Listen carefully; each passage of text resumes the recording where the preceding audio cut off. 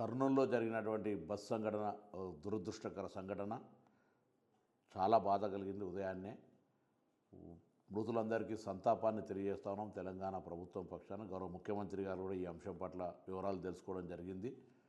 అక్కడ తక్షణంగా తెలంగాణ ప్రభుత్వం నుంచి ఏదైనా సహాయక చర్యలు జరగాల్సి ఉంటే సంబంధిత రవాణా శాఖ అధికారులను కూడా ఆదేశించడం జరిగింది. తెలంగాణకు సంబంధించి అదేవిధంగా ఆంధ్ర రవాణా శాఖ మంత్రి గారితో, జిల్లా కలెక్టర్ గారితో, డిఐజీ గారితో టెలిఫోన్లో మాట్లాడి ఇన్సిడెంట్ యొక్క పూర్తి సమాచారాన్ని తీసుకున్నాం.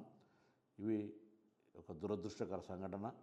దీని పట్ల భవిష్యత్తులో, ఎందుకంటే హైదరాబాద్ వయా ఆంధ్ర, కర్ణాటక వయా ఆంధ్ర, హైదరాబాద్కు రోజు వేల మంది ప్రయాణం చేసే ఈ యొక్క బస్సు వ్యవస్థలో అన్ని రకాల చర్యలు తీసుకోవడానికి ముగ్గురం ట్రాన్స్పోర్ట్ కమిషనర్ తొందరలో సమావేశమై తదుపరి ఇటువంటి ఇన్సిడెంట్ జరగకుండా తీసుకోవాల్సిన చర్యలను తీసుకుంటాం.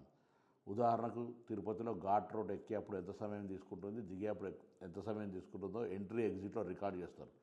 ఇక్కడ కూడా హైదరాబాద్ నుంచి బెంగళూరుకి వెళ్ళినా, హైదరాబాద్ నుంచి తిరుపతికి వెళ్ళినా, హైదరాబాద్ విజయవాడ, రాజమండ్రి, వైజాగ్లోకి వెళ్ళినా ఇటువంటి నిబంధన తేవడం ద్వారా స్పీడ్ లిమిట్, యాక్సిడెంట్ నివారించే హక్కు ఉంటుంది.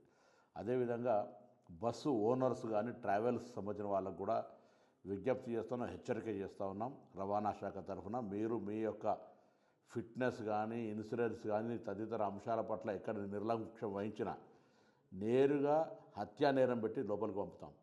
జాగ్రత్త అని చెప్తా ఉన్నాం.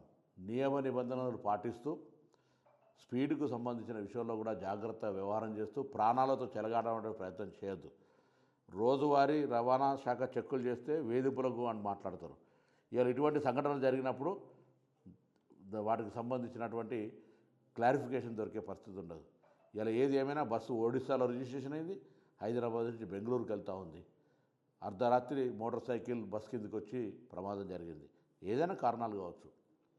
తప్పకుండా వీటి పట్ల సంబంధిత గౌరవ ఆంధ్ర మంత్రి, కర్ణాటక మంత్రి, నేను తప్పకుండా దీన్ని కూర్చొని ఏం చేయాలనే ఆలోచన కొద్దీ భవిష్యత్తులో సంఘటన జరగకుండా చర్యలు తీసుకుంటాం.